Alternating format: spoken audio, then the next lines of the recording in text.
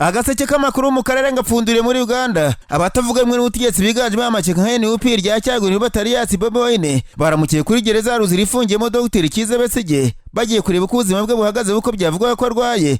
Amashusho ya televiziyo NTV bagaragaza binjiramo ariko ntacyo batangaza uko bari batarabwa uburenganzira bwo kubona bwana Besige vuga ko merewe nabi cyane muri iki gihe. Iyi televiziyo yaje gutangaza ko Cyagura Nyirubate yavuze ko batiye kagereza batatumye bamusura ngo babwiye ko afite imbaraga nke cyane. Mu cyumweru gishize amashusho yafatiwe mu rukiko yerekana Kizabesige aremye ndetse n'utaye ubwenge yababaje abatari bakenetse bamwe ngo bararize babonye uhoza ari muganga wa Perezida Museveni urwo apfiriye muri gereza. Iri tsinda ririmo abarimo Cyagura Nyirubate na Joel Senyonyi. Hari abarinenze ko bakabaye bakoresha imyigaragambyo yamagana ifungwa rya Besige, abandi bibaza impamvu bahuruje abanyamakuru bafotora n'abafata amashusho. Ukurikije uko Dr Kizabesige yagaragaye mu rukiko kuwa gatanu, byakuriye impaka bamwe bibaza ubumuntu bw'ubutegetsi bwa Perezida Museveni. Ubishyirahamwe ry'abaganga muri Uganda ryanikiye leta ya Kampala risaba ko Dr Kizabesige arekurwa akajya kwivuza kuko ubuzima bwe buri mu kaga amerewe nabi. Iri shyirahamwe Uganda Medical Association ryavuze ko itegeko nshinga rya Uganda ryemera ko ubuzima ari cyo cyambere umuntu atunga, rivuga ko amashusho ye babonye mu rukiko ateye agahinda yerekana ko amerewe nabi cyane risaba ko rekurwa ibindi bikazaza nyuma. Umugaba mukuru w'ingabo za Uganda Jenerali Muhoozi Kainerugaba umaze iminsi avuga ko azica amanitse Dr Kizabesige kandi akabikora ku munsi wizihizwa w'intwari za Uganda. Ubu arasa n'uwahinduye imvugo yavuze ko azabarira umugabo amaze igihe yita umugambanyi. Mu butumwa bwinshi umuhungu wa Perezida Museveni yanditse kuri Twitter ku cyumweru yasabye abantu kutagira impungenge uko azabarira Kizabesige ariko ko azabanza guhura nawe akagira ibyo yisobanuraho. Uburwayi no gufungwa kwa Dr Kizabesige biri gutuma bamwe mu bategetsi ba Uganda bavugwa nabi ku mubonano gukurikije uko bari kubyitwaramo. Nk'ubu Minisitiri w'itumanaho bwana Kuri baryo munsi haravumirwa kugera nyuma yo kuvuga ko yagiye gusura Kizabesige mu mpera z'icyumweru gishize abafungiye muri gereza ubwo abaganga be bari baje kumwitaho akamuha inama yo kurya, amubwira ko arimo akorwa ibishoboka byose urubanza rwe rukava mu nkiko z'igisirikare rukajya mu za gisivile. Abakoresha urubuga X babwije ukuri Minisitiri baryo munsi bamubwira ko umugengo wa byose ari igihe kuko ibyabaye kuri Besige nta rukingo rwabyo yawe, bamusaba kureka kuvugira ku mugabo uri ku ngoyi nawe ari umugabo. Hari abahise batangira impuruza bayita Save Besige, ni ukuvuga Kizabesige kandi rekura Dr Kizabesige. Harabibukije Minisitiri baryo munsi ko amaraso ya Depite Segirinye Muhammad akiri mabisi mu biganza by'ubutegetsi bwa Kampala atari ngombwa ko na Dr Kizabesige ameneka, bamusaba kwitondera ibyo atangaza. Ubu butumwa bwanamaganwe n'ibyanyuma umugore wa Dr Kizabesige wamusabye kariro gake na feri mu byo atangaza, amubwira ko atari we muntu wa nyawe wakabaye asura umugabo we kuko yashimutswe n'ubutegetsi abereye Minisitiri. Madame Byanyima nawe ntiyagarukira ngo kuko yavuze ko umuryango we wose unateye impungenge no kuba ubutegetsi bwashimuse umuntu bunigamba ko bwamusuye.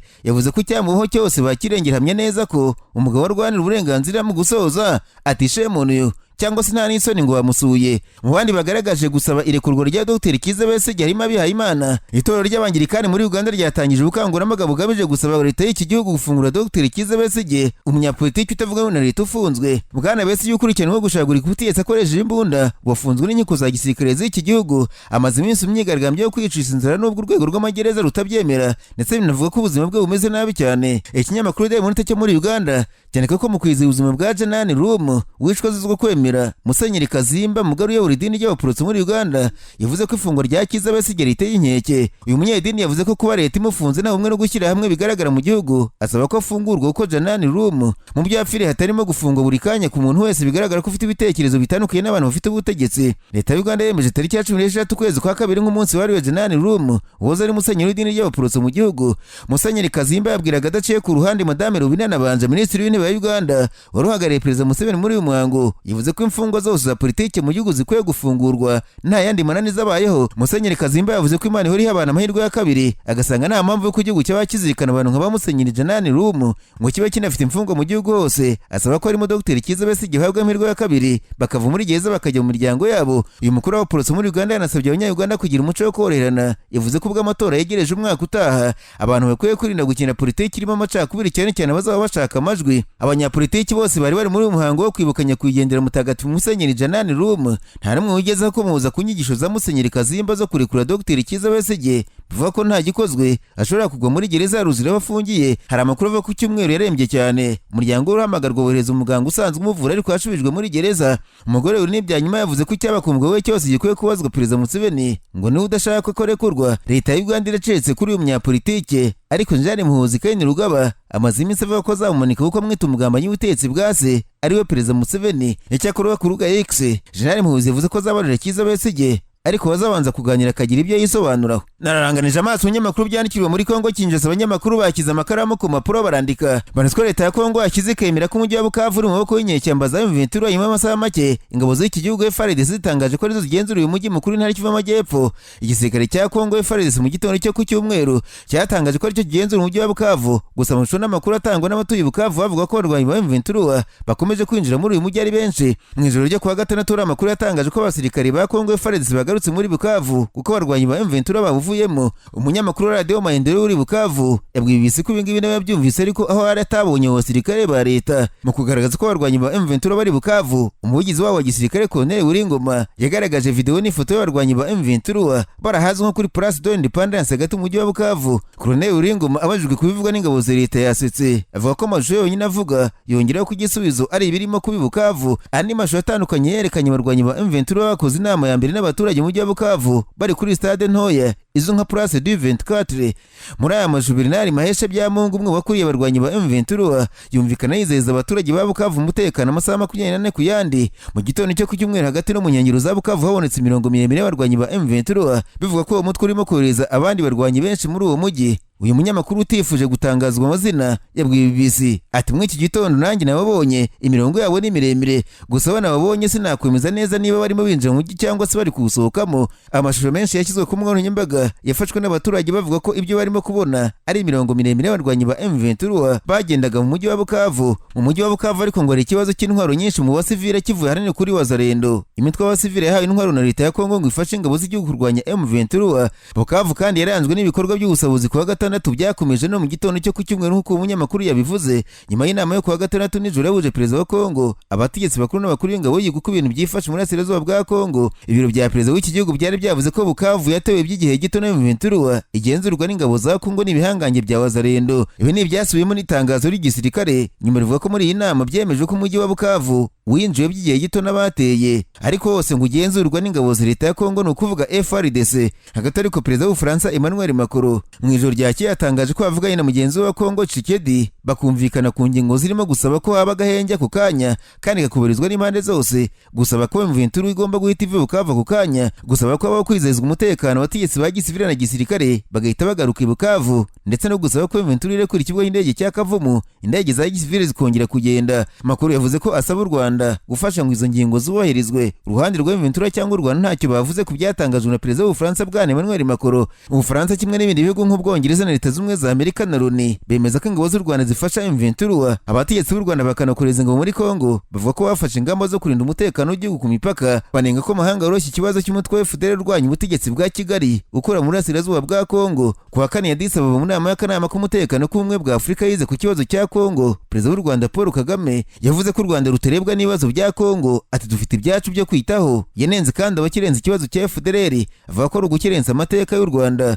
yongeraho ko byatazabyemera, ati n'uwabikora uwo yaba ari wese sinzabyemera. Loni, ibihugu by'Iburengerazuba na Kigali bashinja ingabo za Kongo gufatanya n'umutwe wa FDL, ibyo Kinshasa nayo ihakana. Mu butumwa bw'ubutegetsi bwa Kinshasa ku rubuga X, leta yavuze ko umujyi wa Bukavu wafashwe n'igisirikare cy'u Rwanda RDF mu mutaka wa M23. Umuvugizi wa leta ya Kongo bwana Patrick Muyaya yavuze ko u Rwanda rukomeje kwiyomekaho ubutaka bw'igihugu cye, nyamara inama y'abakuru b'ibihugu bya EAC na SADC baremeje ko imirwano igomba guhagarara. Bwana Patrick Muyaya mu butumwa X yasabye abanyekongo bose gufatana urunana mu bihe bikomeye igihugu kirimo kuko cyatewe n'umwanzi, abizeza ko mu gihe kitarambiranye ingabo za leta zisubiza ibice byose bya M23 uhereye Bukavu ukageza mu mujyi wa Goma muri Kivu y'Amajyaruguru. Umuryango wa Afurika yunze ubumwe wamaganye intambara ndetse bavuze ko nta gikozwe igihugu cya Kongo gishobora kwisanga cyasenyutse burundu. Abategetsi muri Kongo kinazuhere kuri perezida wa Kongo Tshisekedi basaba amahanga gufatira u Rwanda ibihano kuko arushinja gushaka kwigarurira aka karere. Si amahanga gusa Kongo isaba gufatira u Rwanda ibihano kuko nageze mu baterankunga n'abafatanyabikorwa b'u Rwanda barimo nk'amakipe ya Arsenal, Paris Saint-Germain na Bayern Munich bafatanya muri Visit Rwanda. Kongo basaba guhagarika amasezerano. Icyakora ikinyamakuru Actualité cyo muri Kongo Kinshasa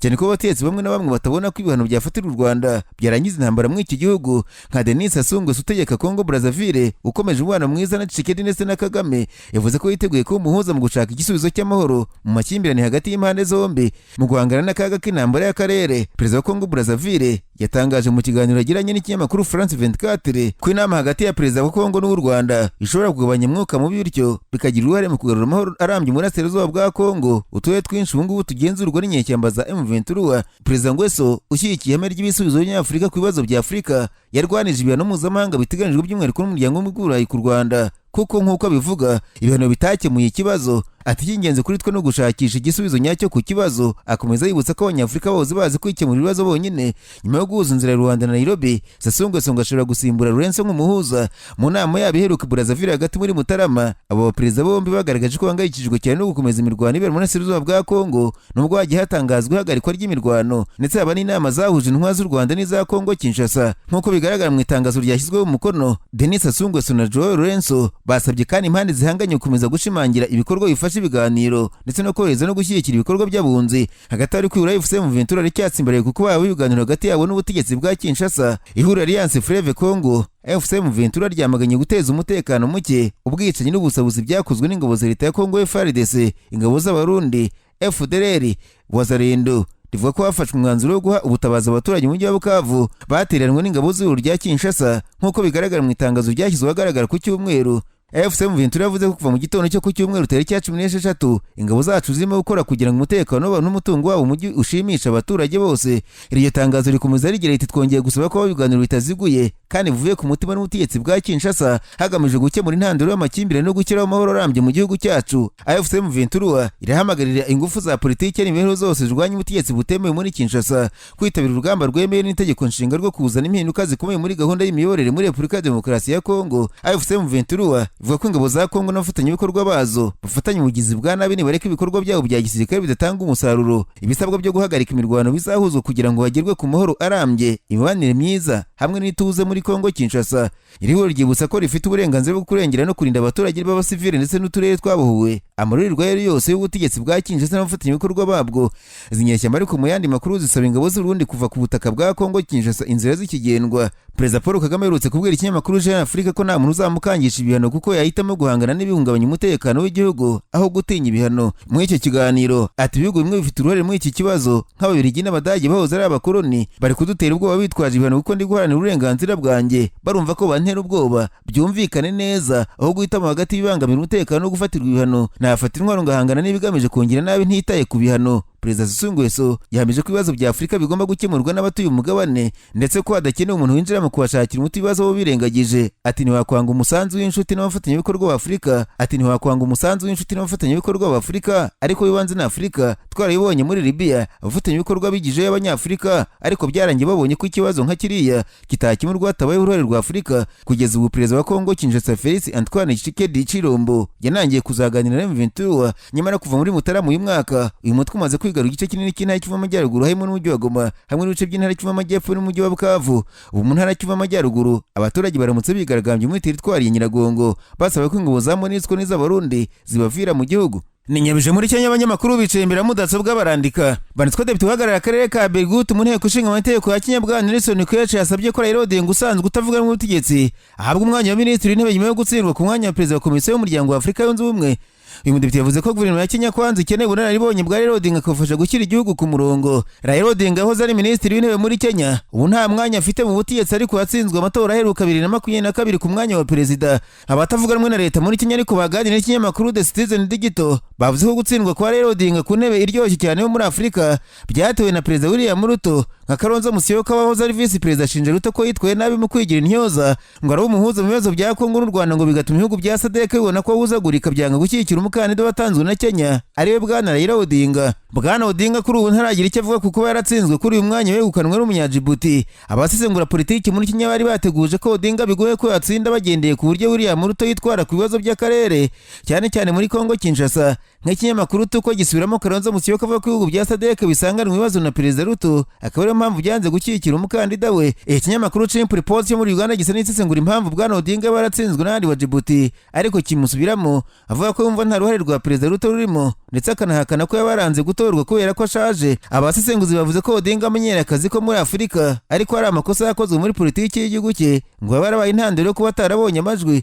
Senateri Onyonka wo muri Kenya yavuze ko ubumenyi buke muri politiki mpuzamahanga bwa perezida Ruto bwatumye atsindwa cyane cyane nko kuba yarashyigikiye inyeshyamba zigometse ku butegetsi muri Sudani ngo byatumye ibihugu bitesha agaciro kwiyamamaza kwa Odinga. Abo basesenguzi kandi babona ko nka Ethiopia yababajwe no kuba hari uburyo Odinga nawe yijanikaga muri za politiki, ifata umwanzuro wo gushyigikira Djibouti nk'igihugu kinyuzwaho 80% byinjira muri Ethiopia. Baba batashye gutyo gusa gutsindwa kwa Odinga kuri uyu mwanya muri Afurika ngo yerekana ko igihugu cya Kenya kidahagaze neza muri politiki mpuzamahanga yo ku mugabane. Abasesenguzi ba politiki muri Djibouti bavuze ko abategetsi ba Afurika banze kubingaruzwa mu hito za politiki ipfuye imbere muri Kenya kuko imbaraga za William Mutebu kuba Odinga yahabwa umwanya wa perezida wa komisiyo y'umuryango wa Afurika yunze ubumwe ngo yashakaga kumwikiza kuko mubangamye muri politiki y'imbere mu gihugu, ubundi ngo nta rukundo yari amufitiye. Agaseke k'amakuru mu karere ngapfunikire Burundi, abanyamakuru bakoze ba muri no barandika Manziko Mashyaka atavuga na leta mu Burundi yatangiye kwamagana imitegurire y'amatora ari muri uyu mwaka y'abadepite mu Burundi ndetse anashinja komisiyo yategura kuvana ku rutonde bamwe mu banyamuryango babo. Ikinyamakuru SOS Media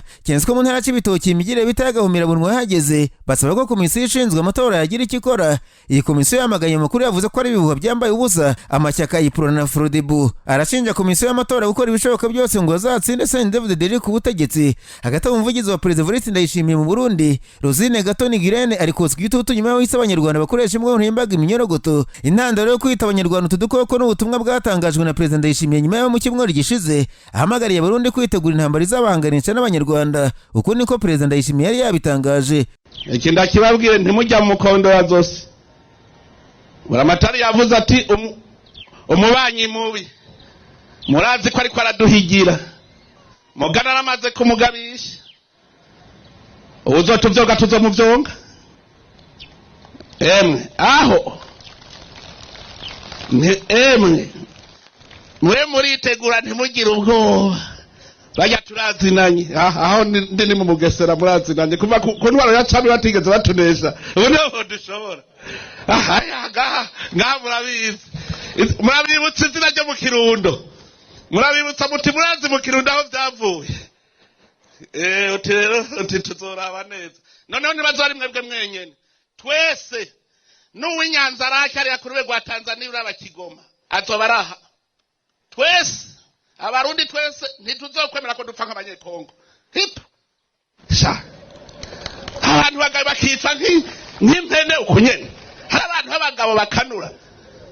Uyu mukuru w'igihugu tariki ya 13 Gashyantare yatangaje ko mu biganiro nagiranye n'ibihugu by'inshuti z'u Rwanda umugambi wo gutera Burundi wahagaze gusa ngo Barundi bagomba guhora bari maso. Ku rubuga X rwahoze ari twita perezida Ndayishimiye ati nyuma y'ibiganiro nagiranye n'ibihugu by'inshuti z'u Rwanda abari biteze kungukira mu gitero cy'u Rwanda ku Burundi basubiza amerwe mu isaho, ariko Barundi b'umutima mube maso kuko ntawuzi umunsi w'umujura. Niko yanditse ku rubuga X rwahoze ari Twitter. Abanyarwanda benshi bakoresha imbono y'imbaga bashubije Ndayishimiye kuretse umugambi mubi afitiye u Rwanda nk'uko yabigaragaje kenshi. Abanyarwanda bo nta mutima mubi bamufitiye. Abarundi nabo bibukije perezida Ndayishimiye ko muri Mutarama umwaka ushize avugiye Kinshasa muri Kongo ko ashaka guhindura ubutegetsi bw'u Rwanda. Bamusobanurira ko keretse biri mu mutwe we nta mugambi abanyarwanda bafite wo gutera Burundi. Abenshi bashubije perezida Ndayishimiye ku rubuga nkoranyambaga rwa X batangaza ko yabamba uburenganzira bwo kumukurikira anayisha ubutumwa bwabo bigaragaza ko umukuru w'igihugu yananiwe kwihanganira gukomeza kwakira no kureba ibitekerezo bimunenga. Umuvugizi wa perezida Ndayishimiye Madame Gatoni ku cyumweru yagaragaje ko yakurikiraniye hafi ibyo bitekerezo yibasira abanyarwanda bashubije perezida w'igihugu cye abita imyorogoto ijagata. Ati ba baturanyi bari kunyagata nk'imyorogoto ku mbuga nkoranyambaga batukana berura muhita mubona uburere bahabwa nta kundi ko aribo basigaranye se. Umunyamakuru w'Ikingi Burundi yamenyesheje Gatoni ko umuvugizi wa Ndayishimiye bitamu ububasha bwo kugiranya abantu n'iminyorogoto, amubaza uko yabyakira mu gihe umwana yabyaye yagereranijwe n'umunyorogoto. Ati inshuti Gatoni ko uvugira umukuru w'igihugu ntibiguha ububasha bwo kwibagirwa imico y'Ikirundi kugeza ugereranya abantu nkawe n'iminyorogoto. Waba waribarutse kugira ngo umenye umubabaro wagira igihe umwana wawe bamwita umunyorogoto. Pacifique Ninahazwe nawe ni Umurundi yibukije Gatoni ko Ndayishimiye yigeze kuva ko yorora iminyorogoto, agaragaza ko ibiro bya perezida w'u Burundi bifite ikibazo kuko nta mujyanama bigira. Ati shobuje ati norora iminyorogoto. Umuvugizi unamutegurira ijambo atabaturanye banyagata nk'iminyorogoto. Bino biro biyobora u Burundi bifite ikibazo gikomeye ninde ugira inama wundi. Wilson Rickson unenga ubutegetsi bw'u Burundi yatangaje ko yavuga w'imbonera kuzimushinja gutuka inzego z'igihugu nyamara ngo ntigeze ageranya abantu n'inyamaswa. Ati hanyuma zamunera kuzikaza kunongera ko nuko inzego z'igihugu nta n'imwe mu buzima ndageranya abayobozi w'igihugu n'inyamaswa ariko baza umuvugizi w'umukuru w'igihugu kubahuka akita abantu ngo ni iminyorogoto. Yakomeje yibaza ati none ko nzi neza ko nyakubahwa Ndayishimiye yatangije gahunda yo korora iminyorogoto wamenyera niba avuga abo baturanyi igihugu cyanjye kiragowe. Peter Mahirwe wo mu Rwanda yagaragaje ko ubutumwa bwa Gatoni bugaragaza impamvu ibikorwa rumwe z'umukuru w'igihugu zanikwa n'uwo muvugizi we ngo ziba zidafite umumaro. Aribaza ati iminyorogoto mbega ubwoko bw'itumanaho ryo mu biro bya perezida w'u Burundi umenye wandika imwirwaruhame z'imbura umumaro kandi zirimo ubusa za Evariste Ndayishimiye. Umwuka n'uwe hagati y'u Rwanda n'Uburundi kuva mu kuza kwa 2023 ntabwo inzira zo kubutaka zihuza ibyo bihugu byombi zikigendwa kuko Burundi bwafunze imipaka muri Mutarama mu mwaka ushize bitewe n'impamvu bw'isi z'umutekano. Naho perezida w'ishyaka Chadema muri Tanzania Bwana Tundurusi yavuze ko azemera kanapfa gahambwa ariko amavugura mu gihugu akabaho kuko atazemera ko mu kwezi kwa 10 mu mwaka w'amatora ya perezida hatabaye impinduka mu mikorere ya komisiyo y'amatora ndetse n'ingingo zimwe na zimwe mu itegeko nshinga. Ikinyamakuru The Citizen cyanditse ko Bwana Tundurusi yavuze ko agiye gutangiza impinduramatwara izwi nka no reforms no elections cyangwa se hatabaye impinduka mu rwego rushinzwe amatora nayo ubwayo ntazabaho. Uyu mugabo yavuze ko ubukangurambaga bugamije kunga abanyatanzania bakareka gukorera ku kintu kimeze nk'igihuha. Asaba abambari be ko bazamushyigikira ariko we ngo nashaka azapfa ariko ibyo ashaka ku gihugu bizagerweho. Tundurusi yavuze ko ubutegetsi buriho nibutaza impinduka ku bushake bazabwutsa igitutu zikaza bashaka bakamufunga cyangwa se bakanamwica. Ati ni hahandi hanjye. Impamvu zo kwamagana aya matora nk'uko Tundurusi yabivuze ngo ishyaka rya nta kintu na kimwe ryazayavanamo ukurikije uko komisiyo y'igihugu y'amatora yubatse. Abajijwe mu kinyamakuru The Citizen mu gihe bashyiraho impagarara ibyo bashaka ntibikunde, Bwana Tundurusi yavuze ko amatora batazayajyamo kuko nta mwanya bafite wo kwitabira ikinamico ry'amatora.